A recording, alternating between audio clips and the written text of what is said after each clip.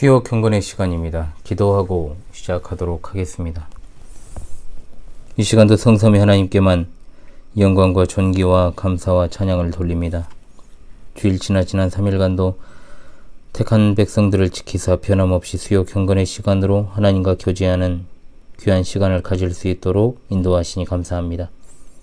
공적인 예배와 더불어서 우리 일상에서도 경건에 힘쓰는 삶을 살게 하여 주시고 지금 현재 하나님 앞에서 신실하게 진실하게 살아가기에 힘쓰기를 원합니다. 늘 하나님의 귀한 말씀에 귀 기울이기를 원하오며 성령의 조명하심과 인도하심을 따라 말씀에 순종하기를 원합니다. 항상 예수 그리스도의 보혈의 공로를 힘입어 의와 거룩과 경건의 선한 열매를 일상에서 맺으며 살기 원합니다. 오늘과 지난 일상을 돌아봅니다. 하나님 앞에서 죄악되었던 모든 언행 심사를 회개하오니 우리를 긍휼히 여겨주시옵고 자비를 베푸사 하나님을 영화롭게 하는 인생의 목적대로 살아가게 하시옵소서. 이 시간도 변함없이 여러 환경과 상황 가운데서 힘쓰며 노력하는 우리 하늘 가족들을 기억해 주시고 어디에 있든지 무엇을 하든지 하나님께서 인도하시기를 원합니다. 오늘도 변함없이 하나님의 정확무한 말씀인 사사기를 통해 주실 하나님의 뜻을 깨닫기 원하오니 진리의 성령께서 조명하사 우리 마음을 환히 비춰주심으로 전하는 자 듣는 자 모두가 말씀에 담긴 하나님의 뜻을 잘 알고 순종하게 도와주옵소서. 예수 그리스도 이름으로 기도하옵나이다. 아멘. 새 찬송가 19장, 동일 찬송가 44장입니다. 새 찬송가 19장, 통일 찬송가 44장입니다. 찬송하는 소리 있어 사람 기뻐하도다. 하늘 아버지의 이름 거룩거룩하도다.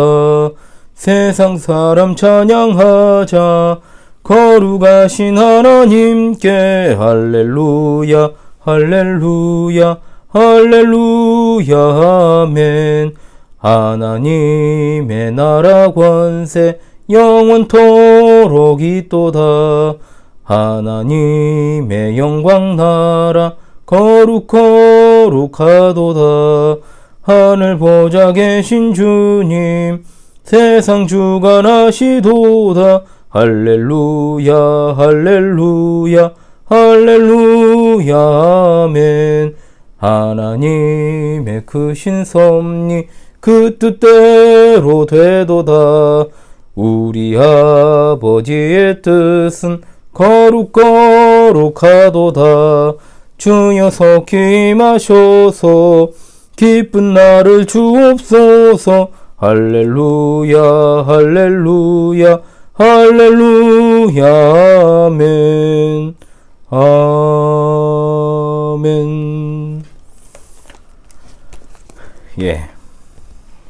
계속해서 이어서 본문 사사기 6장 28절로 40절의 말씀이 되겠습니다. 사사기 6장 28절로 40절의 말씀입니다. 제가 낭독하겠습니다. 그 성읍 사람들이 아침에 일찍 일어나 본즉 바알의 제단이 파괴되었으며 그 곁에 아세라가 찍혔고 새로 쌓은 제단 위에 그 둘째 소소를 드렸는지라. 서로 물어 이르되 이것이 누구의 소행인가 하고 그들이 캐어 물은 후에 이르되 요아스의 아들 기드온이 이를 행하였도다 하고 성읍 사람들이 요아스에게 이르되 내 아들을 끌어내라. 그는 당연히 죽을지니 이는 바알의 제단을 파괴하고 그 곁에 아세라를 찍었음이니라. 요아스가 자기를 둘러싼 모든 자에게 이르되 너희가 바알을 위하여 다투느냐? 너희가 바알을 구원하겠느냐? 그를 위하여 다투는 자는 아침까지 죽임을 당하리라. 바알이 과연 신일진데 그의 제단을 파괴하였은즉 그가 자신을 위해 다툴 것이니라 아니라. 그날의 기드온을 여룻바알이라 불렀으니 이는 그가 바알의 제단을 파괴하였으므로 바알이 그와 더불어 다툴 것이라 함이었더라. 그때 미디안과 아말렉과 동방 사람들이 다 함께 모여 요단강을 건너와서 이스라엘 골짜기에 진을 친지라. 여호와의 영이 기드온에게 임하시니 기드온이 나팔을 불매 아비에셀이 그의 뒤를 따라 부름을 받으니라. 기드온이 또 사자들을 온 므낫세에 두루 보내매 그들도 모여서 그들을 따르고 또 사자들을 아셀과 스불론과 납달리에 보내매 그 무리도 올라와 그를 영접하더라. 기드온이 하나님께 여쭈되 주께서 이미 말씀하신 같이 내 손으로 이스라엘을 구원하시려거든 보소서 내가 양털 한 뭉치를 타작마당에 두리니 만일 이슬이 양털에만 있고 주변 땅은 마르면 주께서 이미 말씀하심 같이 내 손으로 이스라엘을 구원하실 줄을 내가 알겠나이다 하였더니 그대로 된지라 이튿날 기드온이 일찍 일어나서 양털을 가져다가 그 양털에서 이슬을 짜니 물이 그릇에 가득하더라. 기드온이 또 하나님께 여쭈되 주여 내게 노하지 마옵소서. 내가 이번만 말하리이다. 구하옵나니 내게 이번만 양털로 시험하게 하소서. 원하건대 양털만 마르고 그 주변 땅에는 다 이슬이 있게 하옵소서 하였더니 그 밤에 하나님이 그대로 행하시니 곧 양털만 마르고 그 주변 땅에는 다 이슬이 있었더라. 아멘. 자, 오늘은 사사 기드온 네 번째 시간입니다. 오브라 마을 사람들은 자신들이 잠든 사이에 기드온이 행한 일을 아침이 되었어야 이제 알게 되었습니다. 29절에서 그들은 웅성거리며 말하기를 이것이 누구의 소행인가? 라고 했지요. 왜 이 사람들이 누가 이 일을 했는지를 알고자 했는지에 대해서는 30절에 나옵니다. 아주 충격적인 장면이죠. 잘했다고 칭찬하는 것이 아니라 여호와의 명령을 수행해서 바알의 제단을 파괴하고 아세라를 찍은 사람을 죽이려고 그들이 수소문한 것이기 때문입니다. 그들이 하나님의 명령을 수행한 자를 죽이려 했다라고 하는 것은 그야말로 그들의 타락상을 여실히 보여주는 모습입니다.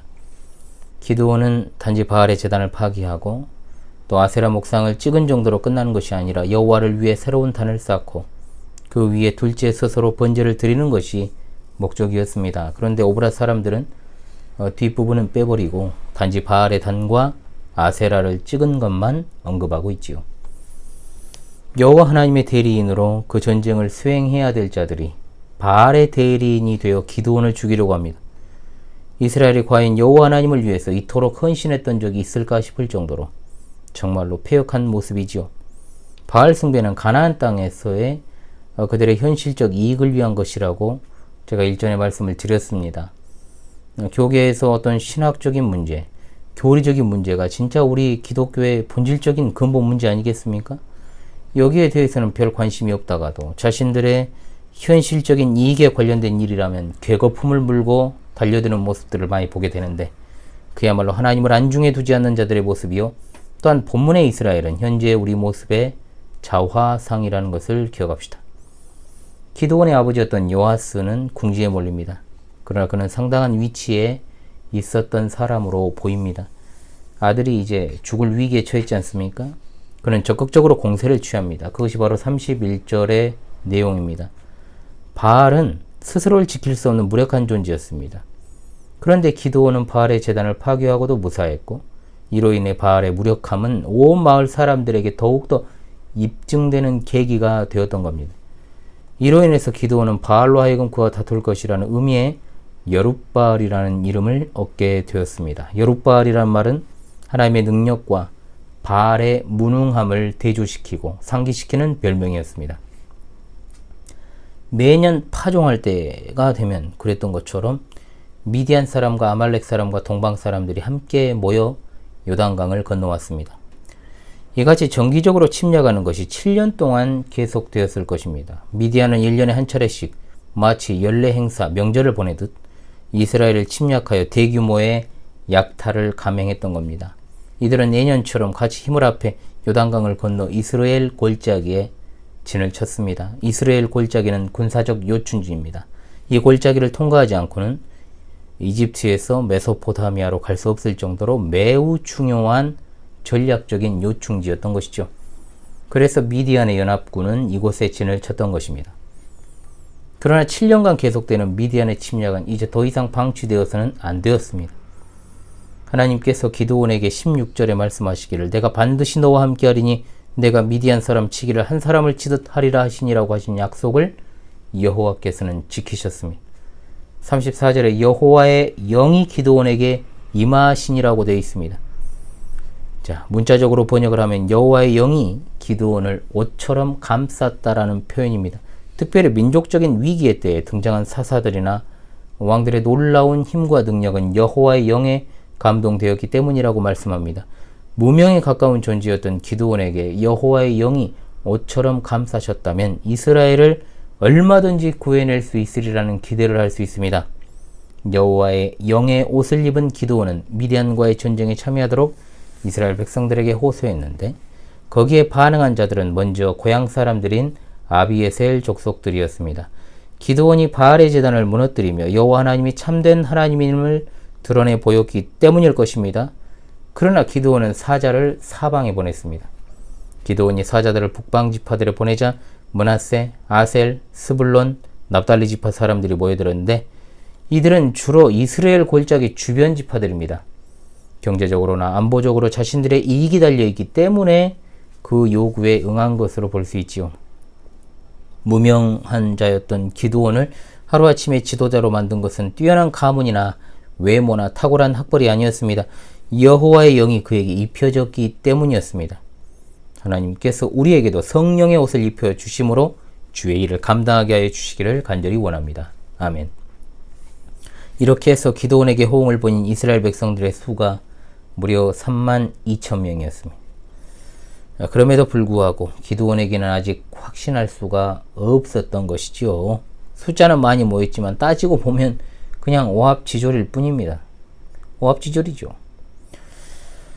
또한 정말 메뚜기 떼처럼 많은 미디안인들을 생각하면 이런 이스라엘 사람들을 데리고 전쟁을 한다는 건 계란으로 바위치기입니다.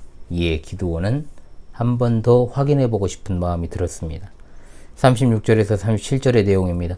이 모습을 보게 되면 정말로 기드온의 모습이 시계추가 왔다 갔다 하는 것 같은 그런 어떤 흔들리는 모습을 볼 수 있습니다.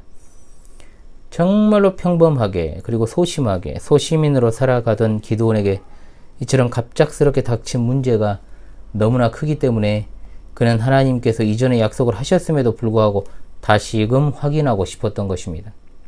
우리도 마찬가지입니다. 하나님이 하신다고 하면 그것을 믿고 우리가 신뢰하는 마음까지는 도달하는데 막상 그 일을 나를 통해 하신다고 하면 자신감이 순간 상실되는 것과 같은 겁니다. 이에 기드온은 하나님께 또다시 승리하게 하실 것이라는 사실을 보여주는 표정을 요구합니다. 기드온의 시험은 두 단계로 이루어져 있습니다. 먼저 기드온은 타작마당에 양털 한 뭉치를 가져다 놓은 후에 37절과 같이 시험의 기준을 제시합니다. 이슬은 성경에서 하늘의 선물로 간주되고 있습니다. 특히 건조한 땅에서 이스라엘은 하나님의 은혜에 의한 이 이슬은 기적이었다라고 볼 수 있는 거죠. 기드온은 즉 하늘로부터의 기적을 요구한 것입니다. 이것이 그대로 이루어졌습니다. 그런데 기드온은 이것으로도 만족할 수 없었습니다. 그만큼 기드온은 자신이 이런 어떤 중대한 일을 한다는 것에 대해서 극도로 두려워했다라는 것을 알 수 있습니다. 이슬이 내린 것은 자연현상일 수 있지 않느냐 의심을 하지 않았나 싶습니다. 양털에서 짠 이슬이 그릇에 가득할 정도의 물이 되었다면 이것은 결코 자연현상이 될 수 없었을 것입니다. 그래서 기드온은 이번에는 거꾸로 양털만 마르고 사방에 이슬이 가득하게 해달라고 요청합니다. 자연에 거스르는 정말로 현상 아닙니까? 이런 요청을 드리는 것 때문에 기드온은 굉장히 예의를 취해서 말합니다. 주여 내게 노하지 마옵소서. 내가 이번만 말하리이다. 구하옵나니 내게 이번만 양털로 시험하게 하소서. 원하건대 양털만 마르고 그 주변 땅에는 다 이슬이 있게 하옵소서 하였더니 기적을 요구하면서 두 번째로 하나님을 시험하는 기드온.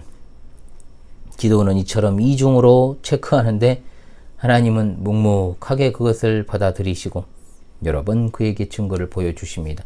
하나님의 이와 같은 인내는 인간과 하나님 사이의 간격이 얼마나 큰지를 또한 보여주는 것이 될 수 있습니다. 그렇다면 여기서 생각해 봐야 될 것이 있습니다. 과연 기드온이 실시한 양털뭉치 시험은 옳은 것인가? 현대 사회에 올수록 사람들은 스스로 책임지는 것에 대해서 굉장히 극도로 꺼리는 분위기가 강합니다. 특히 한국 사회가 그렇죠. 어리석은 자가 되지 말고 주의 뜻이 무엇인가를 이해하라, 분별하라고 한 바울 사도의 가르침보다 손쉽게 하나님의 뜻을 알아내기를 원하는 속성들이 있습니다. 이때 사용하는 것이 바로 기드온의 양털 뭉치 시험과도 같은 것들입니다. 양털 뭉치 시험이라는 것은 어떤 섭리적인 징조를 통해서 하나님이 직접 가부를 말해 주시기를 시험하는 방법입니다. 쉽게 말해 이것은 거의 제비뽑기 같은 것이죠. 하나님을 시험하는 것은 옳지 못한 행동입니다. 분명한 사실입니다. 자, 가령 어떤 식입니까? 내가 계약건이 있습니다. 이번 주 초에 계약건에 대해 문의하는 사람이 있다면 하나님께서 하게 하신 것으로 알고 내가 하겠습니다. 라든지, 또는 이번 소개팅에서 만나는 사람은 하나님이 정하신 사람으로 알고 제가 만나겠습니다. 라든지, 어떤 건지 대충 아시겠죠? 일일이 열거할 수는 없지만 어떤 마음의 방법으로 하나님께 기도하며 가부를 정하는 사람이 의외로 우리 주위에 있다는 겁니다. 하나님의 뜻은, 그 작정하신 뜻은 이미 정해져 있습니다. 그리고 기드온에게 하나님은 그 뜻을 알리셨습니다. 기드온은 단지 그 정해진 하나님의 뜻을 확증하기 위한 수단으로 징표를 하나님께 구한 것입니다. 따라서 전혀 새로운 방법으로 하나님의 뜻을 알기 위해서 양털 뭉치 시험을 하는 것은 근거가 없다는 겁니다. 대부분 자신이 원하는 요구대로 조건을 세우고 양털을 내놓는 경우가 훨씬 많지 않습니까? 현실에서 처음부터 자신이 원하는 방향대로 하면서 마치 하나님께 가부를 묻는 것처럼, 하나님의 뜻을 구하는 것처럼 행동한다는 거죠. 가령 예를 들면 어떤 특정 지역에 간다고 합시다. 이사를 가요. 그런데 그 지역에는 내가 신앙생활을 바르게 할 수 있는 개혁교회가 없습니다. 불교나 가톨릭이나 또는 정말로 이 종교연합을 주도하는 어떤 그런 교단들만 교회가 있다고 칩시다. 그러면 하나님을 바르게 섬기는 개혁교회 성도로서 그곳에 굳이 이사를 가야겠습니까? 그런데 사람들은 가지 않아야 하는 것이 하나님의 뜻인데도 그곳에 갈 때 내가 비행기를 타야 됩니까? 배를 타야 됩니까? 하는 어떤 지역적인 문제를 가지고 하나님께 가부를 묻는다는 거죠. 주일에 전혀 교회에 나올 수 없는 직업을 선택하는 문제를 가지고 하나님께 가부를 묻습니다. 예수님을 믿지 않는 이성을 만나면서 이 사람과 내가 결혼해야 하는가 안 해야 되는가를 가부를 묻습니다. 여러분 어떻게 생각하십니까? 이것은 나사 빠진 행동입니다. 기드온의 인간적인 나약함을 인정하시고 인내심으로 그의 종을 대하신 것을 가지고 하나님을 감히 시험하는 잣대로 사용해서는 안 된다라는 것을 여러분들에게 말씀을 드리는 겁니다. 우리에게는 이미 완성된 하나님의 계시의 말씀 신구약 성경 66권이 있습니다.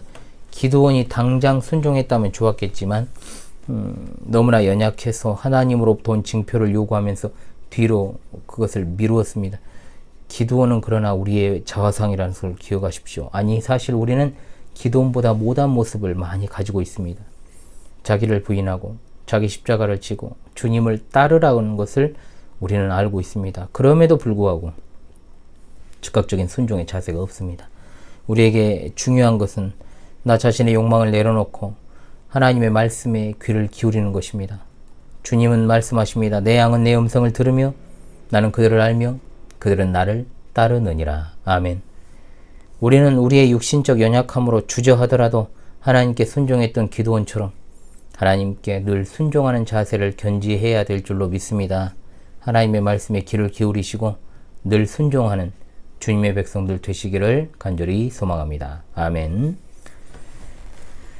새 찬송가 322장 새 찬송가 322장 통일찬송가 357장입니다. 새 찬송가 322장 통일찬송가 357장입니다.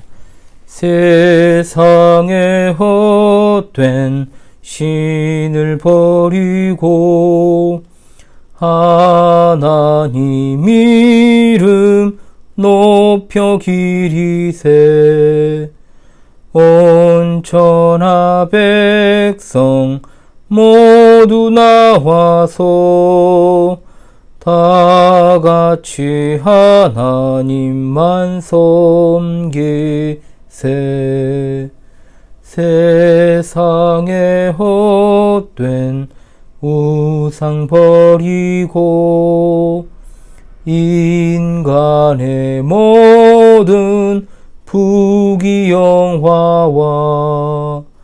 거짓과 불의 모두 버리고 온전히 하나님만 섬기세 주님의 백성 서로 헤아려 시기와 미움 아주 버리고 하나님만을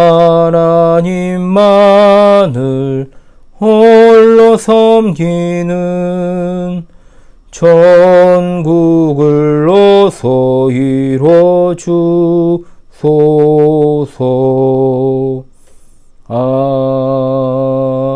아멘. 아유, 목은 언제나 안 좋습니다. 예, 광고 잠깐 드리겠습니다. 벌써 9월 둘째 주로 우리가 보내고 있죠. 지난 여름 사역 이후에 9월부터 이제 정규 컨텐츠를 다시 시작한다라고 말씀을 드렸습니다. 아마 이런 패턴으로 앞으로 계속 진행될 것입니다. 저의 교회 사역은 항상 전반기, 후반기로 나눠져 있고, 동계하게 텀이 2개월 정도 있는데, 그 텀을 통해서 성경교리학교 캠프와 또 신앙 수련회를 진행하면서 여름 사역, 겨울 사역을 이제 진행을 하고 있습니다. 그래서 저번에 이제 17번째 제가 신앙 수련회를 인도했고, 또 여름 성경교리학교 캠프도 진행을 했습니다. 예, 그렇게 이제 끝나고, 그러다 보니까 이제 그 기간 중에는 유튜브 사역을 좀 이제 하긴 계속해서 했습니다만, 끊어지지 않고 했습니다만, 정규 컨텐츠는 좀 제가 중단을 했죠. 왜 그러냐면 공교롭게 7, 8월 사역주 시작되면서 이제 끝난 컨텐츠들이 있었기 때문입니다. 이번 주부터 2개가 다시 시작이 되었습니다. 화요일에 제네박당에서 진행하는 개혁파 신앙 길라잡이 에베론 수업이 이제 시작되었고요. 수요일 오늘 사도신경 해설 첫 시간이 있었습니다. 원래는 금요일에는 매튜 미드 목사님의 유사 그리스도인이라는 책을 가지고 이번 주부터 진행을 하려고 했습니다만은 다음 주로 이제 미뤘습니다. 책이 없더라도 수업을 듣는데 지장은 없으시겠지만 그래도 책을 좀 구비하시면 좋지 않을까 생각을 합니다.